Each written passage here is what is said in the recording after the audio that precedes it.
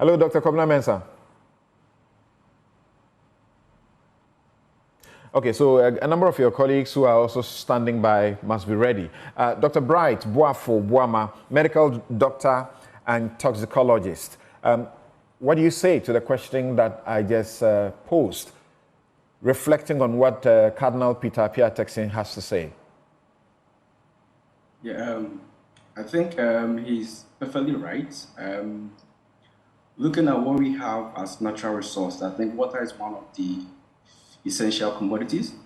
I think prior to 2018, globally, there's a prediction of water shortage. So I know a couple of countries are trying to conserve their waters. Some don't even have the number of fresh waters that we do in Ghana, but they are still trying to find alternatives to preserve their water. So I think what he's saying is perfectly right. If we have all the money and we can't even buy water, then what's the essence of having all this money? Because I mean, water is essential. It forms the basis of life. I mean, from medicines that we take in, food, everything, we need water for it. So I think he's perfectly right on that regard. So let's hear your expert examination of the circumstance that we face. I call it a genocide because it is a gradual extermination of the people that God put on this piece of earth called Ghana. I think your description is, I'll say, is spot on. Now, looking at the activities ongoing with this Galamsey, the main, I would say, chemicals or the main pollutants in here are mainly heavy metals. And I've done some collaboration with Dr. Osei Sampene, and I have some data around. And most of the chemicals in here are heavy metals, especially mercury, cadmium, arsenic, and there's also lead in there. But I think the main issue is we are focusing more on the mercury, but there are other contaminants in there, which I just mentioned. The issue is that when you have these metals coming together, they actually behave differently. That's where the problem lies. Now, most of these workers who are exposed even to the skin. So some of these metals are able to react with the UV light and induce skin cancers. For that, we don't even know about it. I mean, nobody has actually characterized even the contaminants in the water that we have. So we actually don't know what we are dealing with. The only metal that we can actually predict is possibly mercury because they use in the extractions.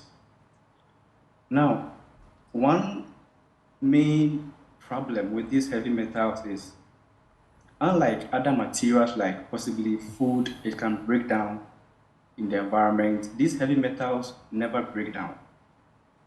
They do not break down. They live in the environment for a very long time. They only change their form, and because they're able to change their form, they're able to live in the environment for long, and they can pass through the food chain. So you mentioned about crops, so they can pass through food, they can get into the fish.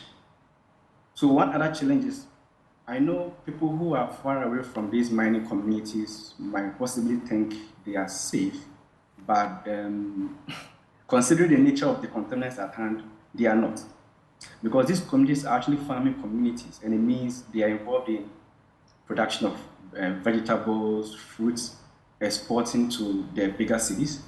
Also, when we talk about fish, fish is one stubborn, I would say, product because it's able to actually bioaccumulate these heavy metals in them. And these heavy metals, the most susceptible groups that we have are children, pregnant women, and even the elderly. And I also have some, there's some data as well on some of these metals. Am I sensing that you are even hedging? There's a sense of hesitation to want to share the data you are dealing with. Because for someone who has worked with Dr. Osei Sampene and I've seen some of his work. He shared some of the work with me. We are simply just killing ourselves now. We have set the time on a bomb, and that's what is going on. Please, don't be hesitant.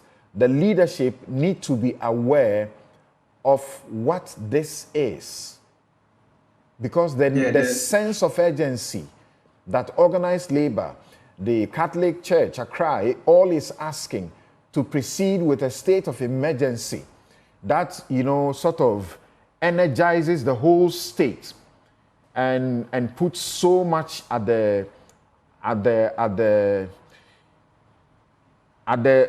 available to the president, even sort of a suspension of the laws at a certain point. People are talking about the need to shoot and kill.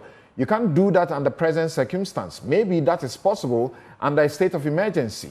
So don't be hesitant, don't hedge. Share with us what the details say. Yeah, so I'm not hesitating, but what I'm trying to put across is this issue. I don't want to sound nihilistic anyway, but I think we've gone far than what we are supposed to do.